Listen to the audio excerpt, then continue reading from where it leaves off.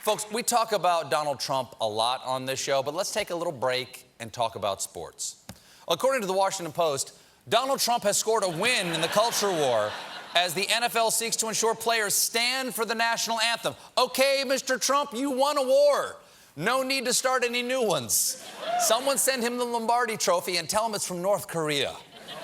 Yesterday, NFL Commissioner Roger Goodell sent a letter to all NFL teams saying that the controversy over the anthem is a barrier to having honest conversations and making real progress on the underlying issues. Yeah, come on, guys.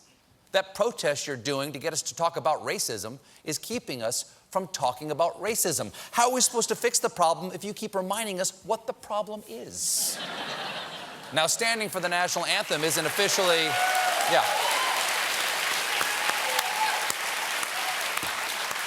Now, standing for the national anthem isn't official NFL policy yet, but team owners will discuss a plan when they meet next week. Well, that's a relief.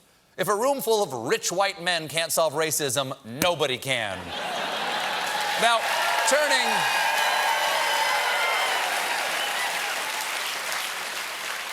turning now from football to football.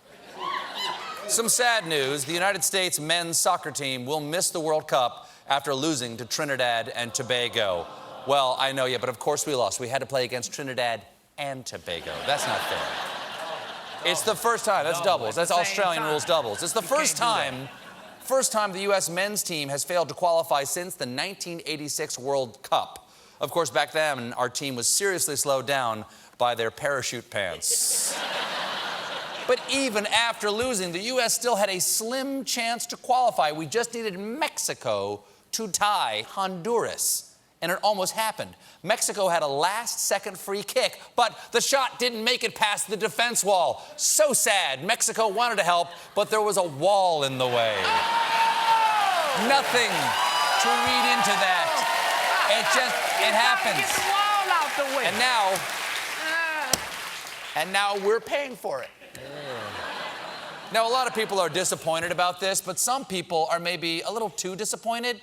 This was a heartbreaker. For the first time since 1986, the U.S. will not be in soccer's World Cup. After a 2-1 loss to Trinidad and Tobago, the national team will not qualify for soccer's biggest tournament. Well, sorry to break it, but Team US will not be in the 2018 World Cup. Hold on, let's be clear. The men's team will not be in the World Cup, but that does not mean the U.S. will not be in the World Cup, because the women's team has qualified for all the World Cups. America's soccer women have always outshone the men. We all remember when Brandi Chastain tore off her shirt after winning in 1999. No one remembers what Eric Winalda's sports bra looked like. Who's Eric Winalda? Exactly. I'm sure he's a nice guy, but the women's team has won the cup 3 times. 3. Count them. 1, 2, 3. 3. Do you know how many times the men's team has won the World Cup? I'll give you a hint. It rhymes with hero, which is what our women's soccer team is made up of. We'll be right back.